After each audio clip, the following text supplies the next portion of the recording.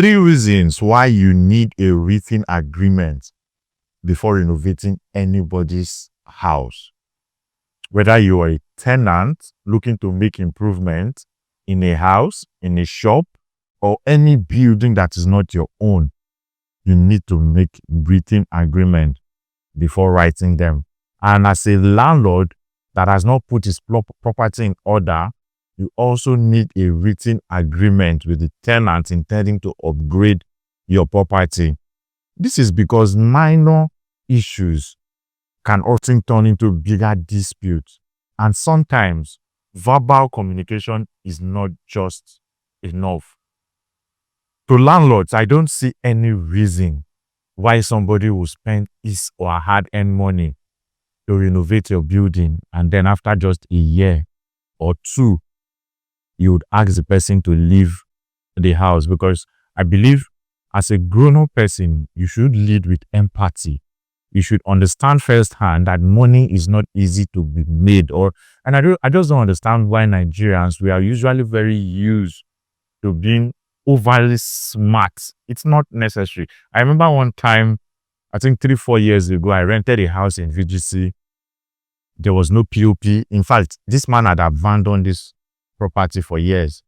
I got the house. I did POP everywhere.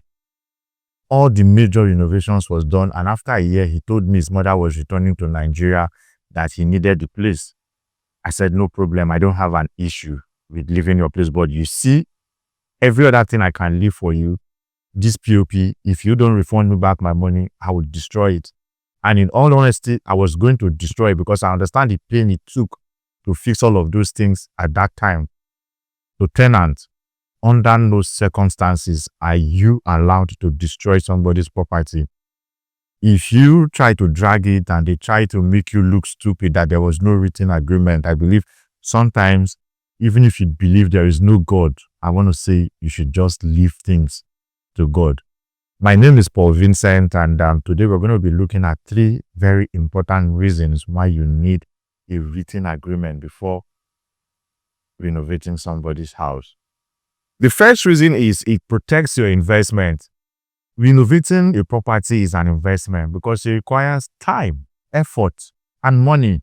So you don't want to put all of this into a place and 1 year down the line, you start facing resistance, or even asking you, one wicked man will now tell you to leave. Some people don't have conscience. So when you put all of these things into writing, it protects your investment. Number 2, it clarifies ownership of certain improvement you would have done. So you might have put expensive lighting, chandeliers, in-view speakers, and so on and so forth. When it's time to leave, those written agreement would show the things you're supposed to live with and those that is supposed to remain in the place. So the landlord does not say, oh, I have this one here before, whereas he does not have that. And you also, there are things that are mandatory that is supposed to remain in the house, whether you did the renovations or not. Those things are not supposed to be taken out of those places. I don't want to give list, but a written agreement would stipulate all of the things you have done in that premises. So when you're leaving, there won't be any fuse or trouble at all. Number 3, words are not just enough. A written agreement prevents future conflicts.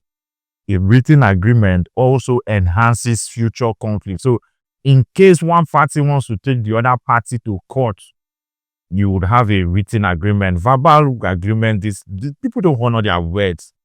The era of integrity is almost gone in this country. And like I said, empathy is diminished. I don't know if it's the suffering that is causing it or whatever is affecting Nigerians. A written agreement would ensure that you can take somebody to court and win the case, whether for compensation or you have to stay there till the value of all of those things you have done. A simple conversation is not enough. You have to write a written agreement whenever you're renovating somebody's house. Take care of yourself until we meet again.